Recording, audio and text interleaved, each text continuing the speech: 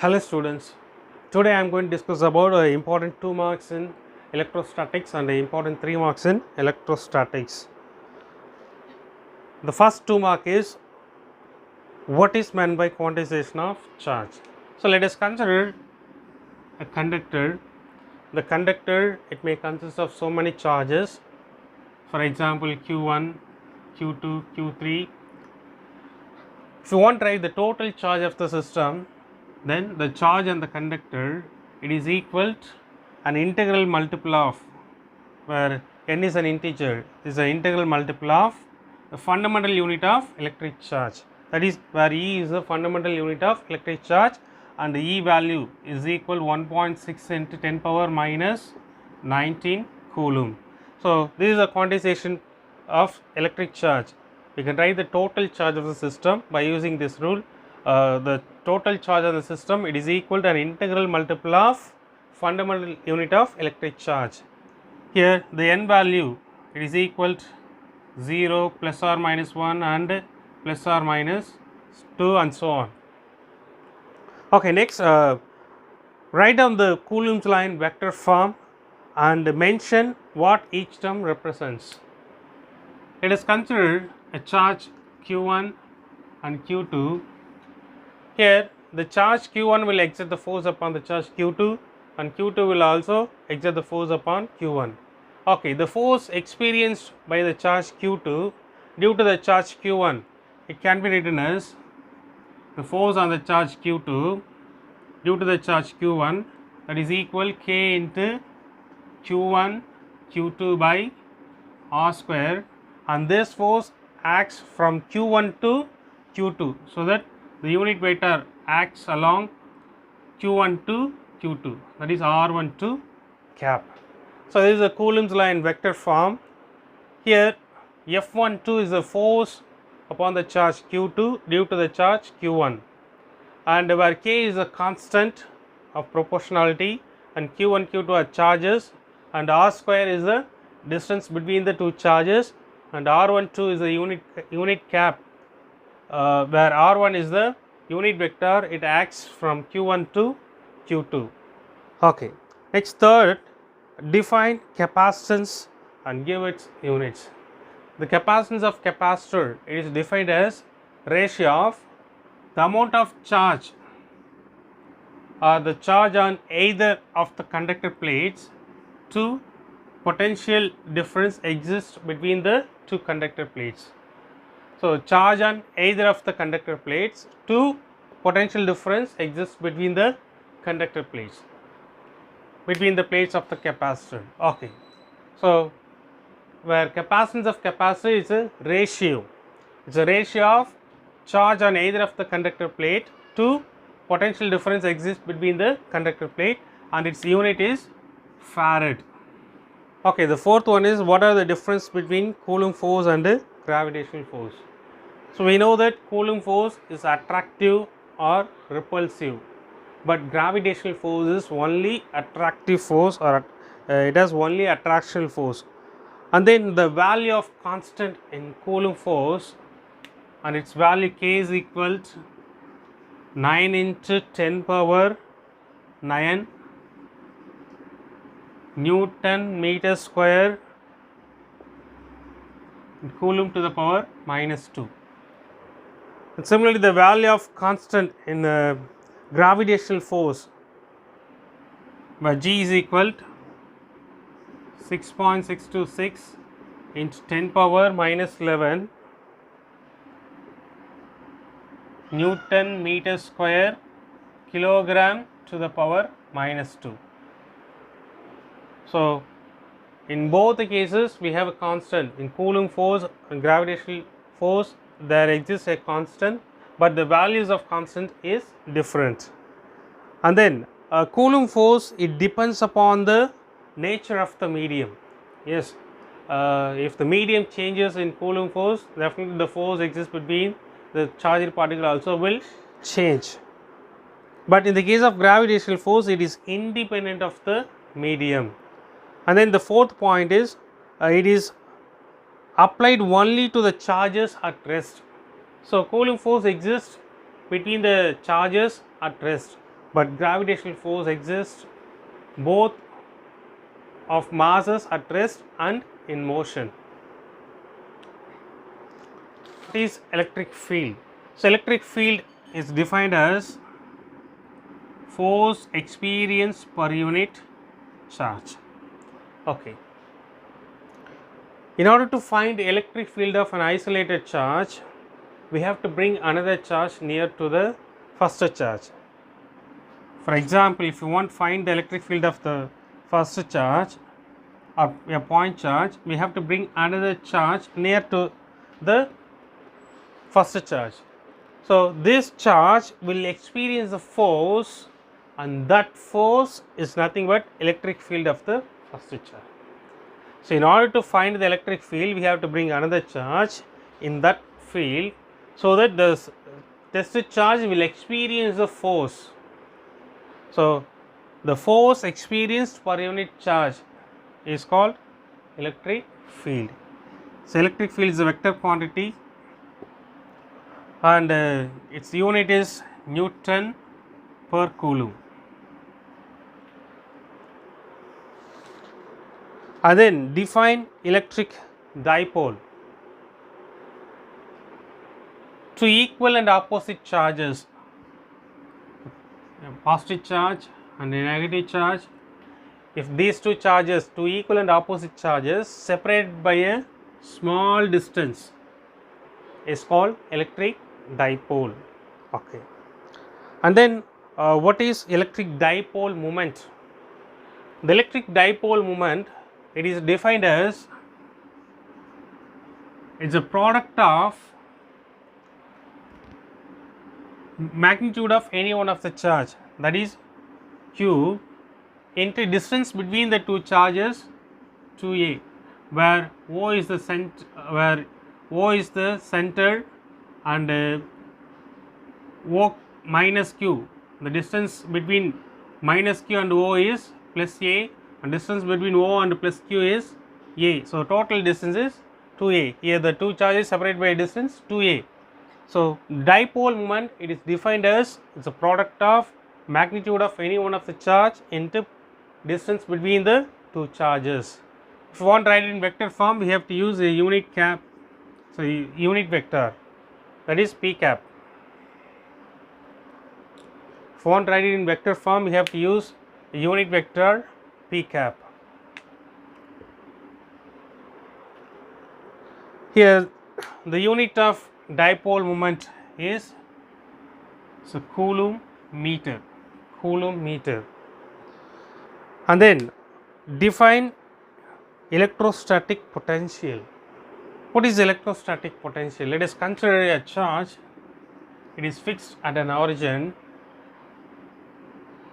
Here I am going to bring another positive charge, this one also positive, I am going to bring the another positive charge from infinite distance to the point P.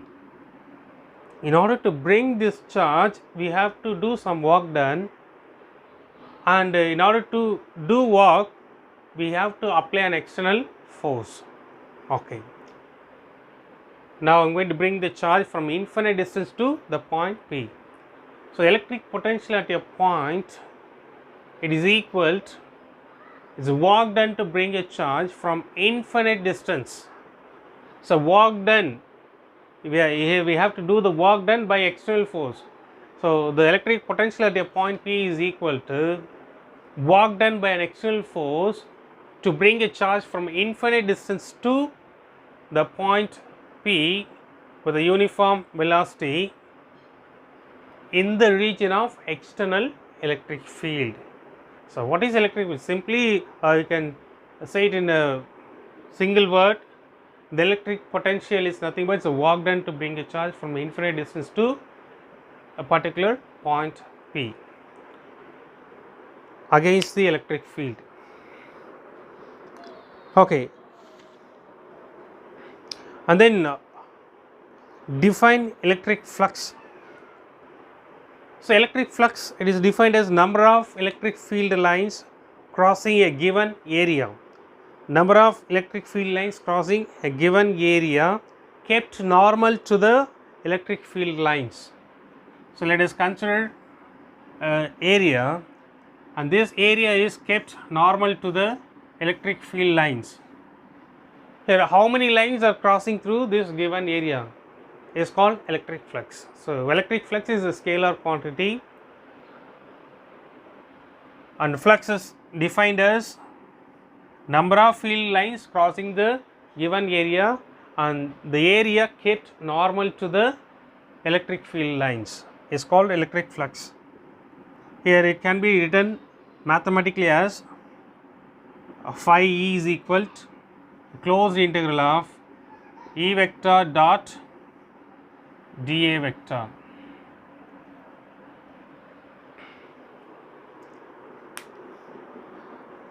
And its unit is Newton meter square Coulomb to the power -1.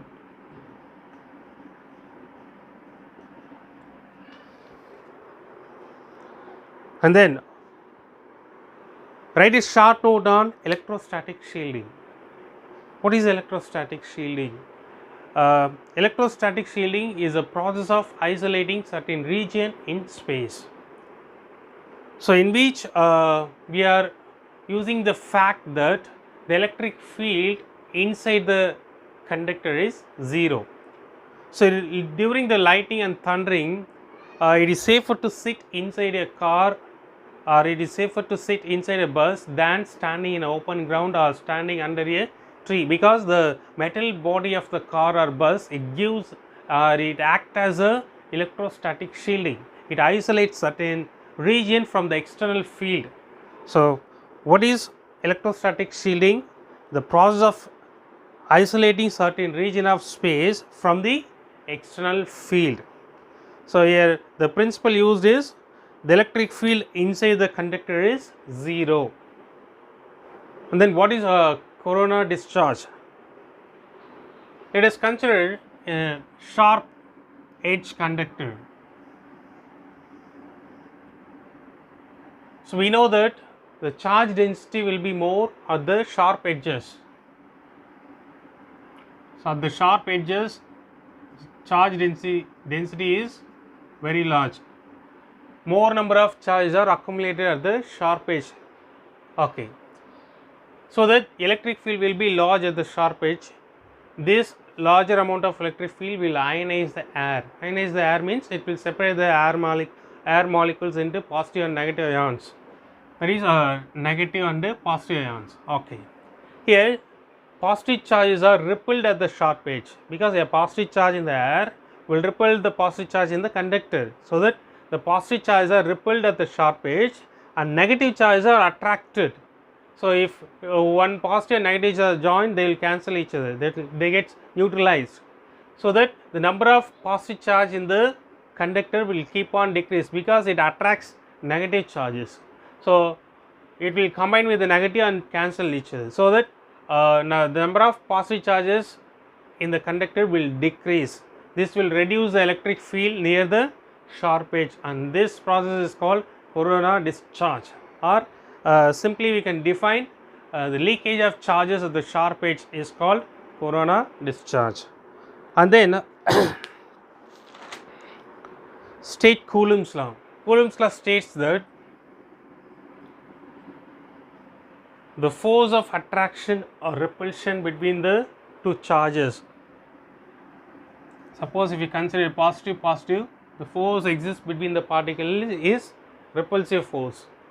If the charge is positive and negative, then the force is attractive force.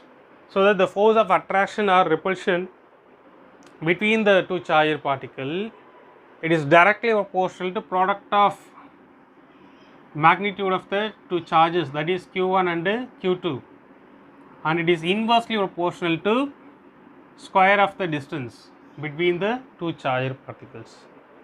Instead of proportionality, we have to use a proportionality constant k. Here the value of k is f is equal to 1 by 4 pi epsilon naught, 1 by 4 pi epsilon naught, and q1 q2 by r square into r cap. This is the Coulomb's law in vector form, and Coulomb's statement is the force of attraction or repulsion between the 2 point charges is directly proportional to product of their charges and inversely proportional to square of the distance between the 2 charges. State Gauss law. Let us consider a closed surface. The amount of charge inside the closed surface is Q. Then the number of flux associated with this closed surface, that is equal to phi E is equal to closed integral of E vector dot dA vector, it is equal to Q enclosed by epsilon naught. It means the flux, it depends only the number of charges enclosed in the closed surface, or the flux, it is equal to 1 by epsilon naught times the net charge enclosed by the closed surface. So Gauss law gives a number of flux passing through a closed surface, and it depends the number of charges inside the closed surface. So Gauss law states that if a charge Q is enclosed by an arbitrary closed surface, then the total flux passing through this closed surface, it is equal to Q enclosed by epsilon naught. What is an equipotential surface? Equipotential surface is a surface on which every point will be at same potential. For example, let us consider a charge plus Q, and then let us consider a spherical surface around the charge at a particular distance r. Here this surface is an equipotential surface because every point in the surface, it is at equidistance from the charge, so that every point on the surface will be at same potential, so that it is called equipotential surface. And then what are polar molecules, and give some examples. Polar means it has two poles, one is positive and another one is negative. So polar molecule is one in which the center of gravity of positive charge is separated from the center of gravity of negative charge. So in polar molecules, the positive charge and negative charge is separated by a finite distance. So this is called polar molecules. For example, N2O, H2O and HCl, NH3. So these are all examples for polar molecules. So what is non-polar molecules? I'll give some example. Non-polar molecule is one in which the center of gravity of positive charge, it coincides with the center of gravity of negative charge. So these molecules are called non-polar molecules. Here examples are N2, H2 and O2. Here non-polar molecules doesn't have a permanent dipole moment, but in the case of polar molecules will have a permanent dipole moment. Sometimes you may be asked to distinguish between polar molecules and non-polar molecules.